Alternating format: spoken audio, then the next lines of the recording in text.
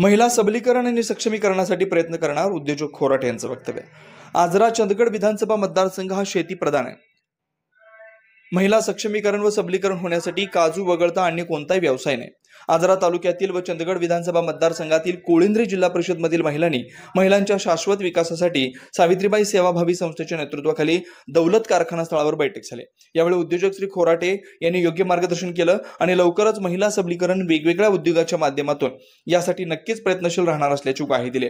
यावेळी संस्थेचे अध्यक्ष जयश्री कांबळे, उपाध्यक्ष नीता बोलके, सचिव अर्चना देसाई, सदस्य ज्योती कांबळे, रेखा परीट, मुस्कान शेख, सरिता कांबळेसह 100हून अधिक महिला, संस्थेच्या व उपशाखेच्या प्रतिभा कोलेकर, सरिता बोलके, पूजा कांबळे, वृषाली देसाई, शुभांगी देसाई, शेवंता हुंदळेकर, अनिता सावंत, सरिता सावंत, अक्काताई कांबळे, अनुसया मानगावकर, कमल कांबळे अशा प्रमुख पदाधिकारी सदस्य उपस्थित होत्या। अन्वेषण न्यूज साठी चंदगडहून तातोबा गावडा। बदल हवा तर खोराटे साहेबांचा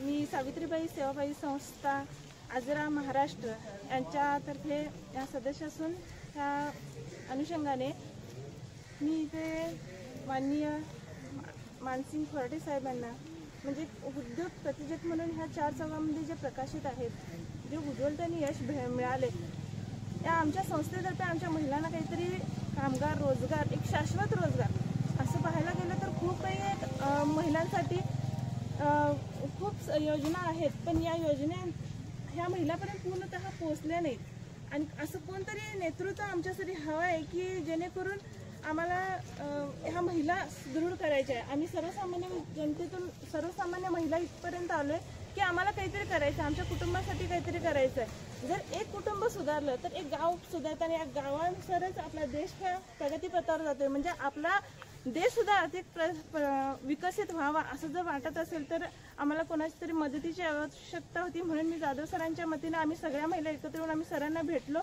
आणि जेव्हा भेटलो तेव्हा आम्हाला भीती होती की एक मोठी व्यक्ती आहे, प्रतिष्ठित व्यक्ती आहे, आपण कसं बोलावं ह्याबद्दल खूप असं गोंधळलेलो होतो। पण जेव्हा आमच्या सरांची भेट झाली तेव्हा असं आम्हाला जाणवून गेलं की सर हे जरी उंच भरारी घेत असले तर त्यांनी सर्वसामान्य जनतेच्या व्यथा ऐकणाऱ्यातले आहेत, त्यांचे पाय जमिनीशी अलगद आहे म्हणजे जोडलेले आहेत।